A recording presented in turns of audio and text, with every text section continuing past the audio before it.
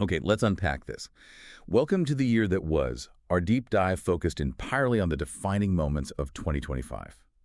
Our mission today is to really analyze what was a pivotal year. Some people were calling it the infinity age, others the threshold year for Bitcoin. It just wasn't another cycle. This felt different. This was the moment it moved from being, a speculative instrument to a recognized strategic sovereign asset. It was a structural metamorphosis. I mean, that's the only way to put it. We saw the market grow up, but not without some serious growing pains. Right. The whole drama was really defined by three interlocking narratives. First, you had the end of regulatory ambiguity, mostly from the Genius Act in the U.S. Okay. Second, the sovereign stack, nation-states, the U.S., Japan, they all formally got in the game. And third, the corporate playbook got standardized with the digital asset treasury, or DIT model. And that brings us to the great paradox of 2025, the thing that shows just how turbulent it all was. Yeah. The asset hits this dazzling new all-time high. What was it? $126,198 in early October. Incredible numbers. But then, after what you can only call a brutal structural reset, it closes the year consolidating around $87,883. Exactly. Not the smooth ride to the moon everyone predicted. It was a series of stress tests that proved its resilience, but definitely humbled the price. So we need to look past the price fireworks and really dissect that volatility. That's where you find the story of permanence. Okay, let's start with phase one, Q1, the launchpad. The year opened with this massive institutional anticipation, right? Coming off the political shifts in late 2024. Everyone was holding their breath, just waiting for the institutional green light. And then it came. It did.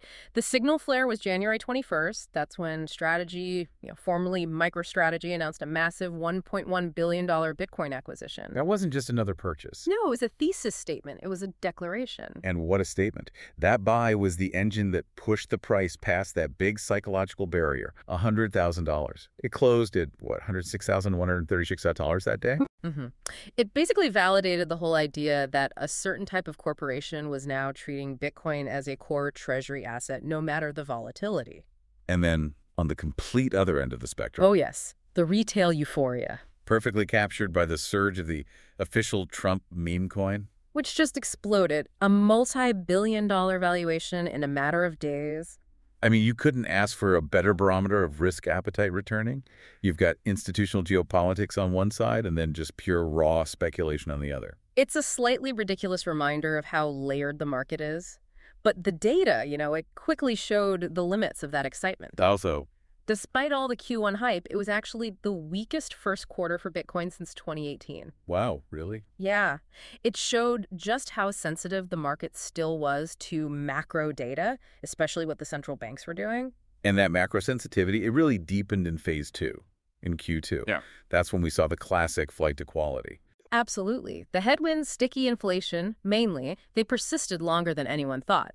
So institutional capital just started de-risking from everything else in the space. And that's when Bitcoin dominance shot up. Climbed sharply to 35%. And a number like that, it just tells you that institutional money sees Bitcoin as the one relatively safe asset in the whole ecosystem. So where was that capital coming from? Consistent inflows into the spot ETFs, for one.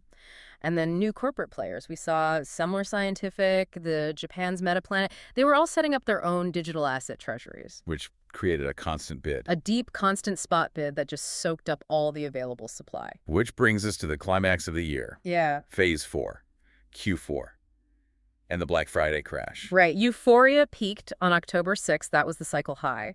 $126,198. Everyone was calling for $200,000. And then just 4 days later, the whole derivatives market just collapsed. Now, the external trigger was obvious. It was President Trump's threat. the 100% tariff on Chinese imports. A massive global risk-off event. Asset managers were scrambling. But that shock didn't hit a stable market, did it? No. It slammed into an internal powder keg of just excessive leverage.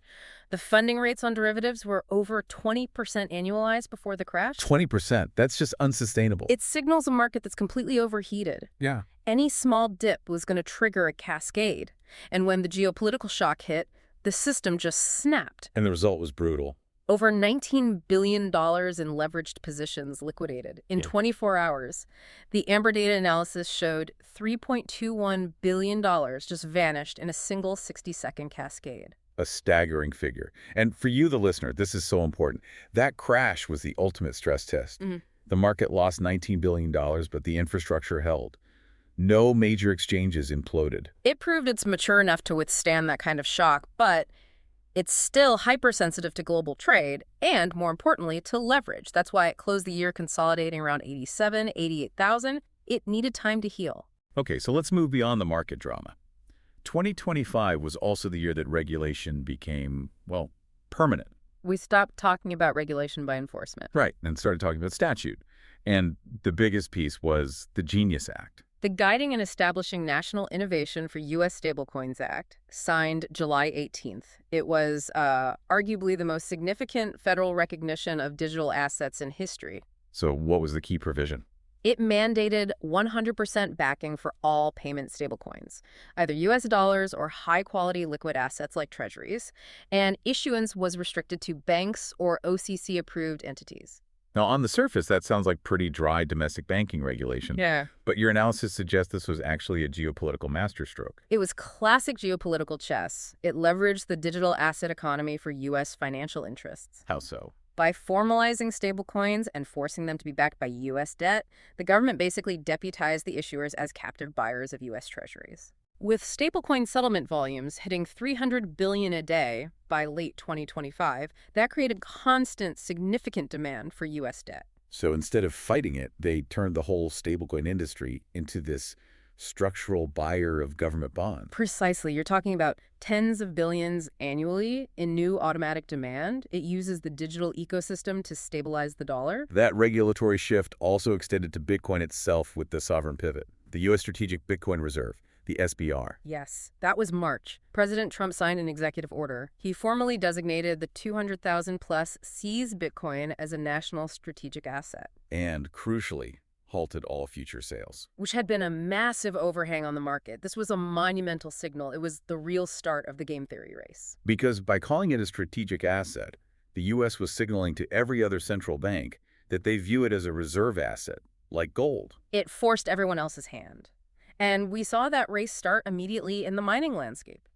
VenX Research identified at least 11 countries with government-sponsored mining. And they're all using mining to solve structural economic problems. Exactly. It's not just about cheap power. Look at Japan, a G7 nation, using surplus nuclear and renewable energy. Or Ethiopia. Ethiopia captured nearly 2.5% of the global hash rate using surplus energy from the Grand Renaissance Dam.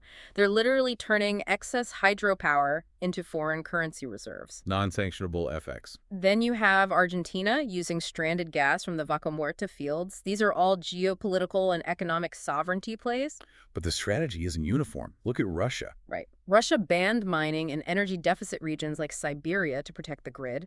But at the same time, their central bank was using crypto-backed loans to bypass sanctions. And China. The elephant in the room. Yeah. Despite the 2021 ban, China quietly reclaimed its spot as the third largest mining hub. 14% of global hash rate all underground. The policy duality is everywhere. So let's shift to the corporate side. The digital asset treasury, or D8 model, it went from being this outlier thing to a standard playbook. Strategy Inc. is the cornerstone, of course, holding 679,268 BTC. It's their core identity now. But the real validation came from the political sphere. Trump Media and Technology Group, DJT, making that $2 billion Bitcoin purchase. That move signaled that holding BTC was becoming a prerequisite for, politically aligned capital. It cemented its role as the new corporate gold. And this group of DATs, they acted as the stabilizing floor after that leverage flush in October. A crucial insight. When the crash hit and retail fled, the DATs just kept accumulating. They added 42,000 BTC in December alone. Wow. That high conviction buying is what put a hard downside floor around the $84,000 mark. The market is now this tension between short-term leverage and long-term strategic accumulation. We also saw some huge technical evolution. Bitcoin Core v30.0 in October. That was a controversial one. The data carrier debate. The update increased the default data carrier size for op return outputs to 100,000 bytes. And the purists called it spam. They argued it threatens decentralization, bloats the chain. They want Bitcoin to stay as a simple peer-to-peer cash system. But the other side argued it's necessary for the long-term security budget. Right. To ensure miners get paid as the block's subsidy declines. It's a shift toward viewing Bitcoin as a global data ledger, which legitimizes things like ordinals and runes. It's a fight over Bitcoin's purpose. And what's fascinating here is the AI convergence. The pivot from the gigawatt-scale miners, Core Scientific, Hut 8, they started using their infrastructure for high-performance computing, for AI training clusters. So instead of just selling hash rate for volatile Bitcoin, they're selling compute power for fiat. Exactly. A stable, fiat-denominated revenue stream. It sets an economic floor for miners. And this is significant because it integrates the mining industry into global AI infrastructure. Which fundamentally de-risks the whole ecosystem. It gives the entire infrastructure a much more stable financial footing. Okay, but for all the progress, 2025 also gave us a harsh reminder about security. The Achilles heel. In February, the largest crypto hack in history. The Bybit breach. A colossal $1.5 billion drained, directly linked to North Korea's Lazarus Group. And that one event was what, nearly 44% of all stolen value in 2025? Staggering. And the attack wasn't some complex blockchain exploit. The failure was operational. It was social engineering. They compromised developer environments, got the private keys for cold wallets. They broke the human link. Which forced this massive accelerated upgrade in institutional security standards across the board. The lesson was that centralized custody, relying on one entity holding all the keys, is the biggest single point of failure. So what was the immediate technical response? We heard a lot about multi-party computation, MPC wallets. MPC is essential because it eliminates that single point of failure. Instead of one key in one place, you split the key into multiple shares, held by multiple independent parties. So compromising one developer isn't enough anymore. Not even close. You need multiple shares to authorize a transaction. That breach accelerated the shift away from single signature custody for good. So if we connect this all to the bigger picture, 2025 closed not with the $200,000 fireworks show many predicted. Standard, Chartered, Bernstein, they all missed their targets. Right, but it closed with something more important. Permanence. The existential risk is gone. Absolutely. The SBR, the Genius Act, the D8 accumulation, it's no longer a question of if governments and corporations will engage with Bitcoin, it's how much they will hold. It's a geopolitical chess piece now, not an experiment. So what does this all mean for you? Bitcoin is no longer an experiment. It's critical infrastructure, cemented by law and corporate policy. And the next major move won't just be about price. It's going to be about utility.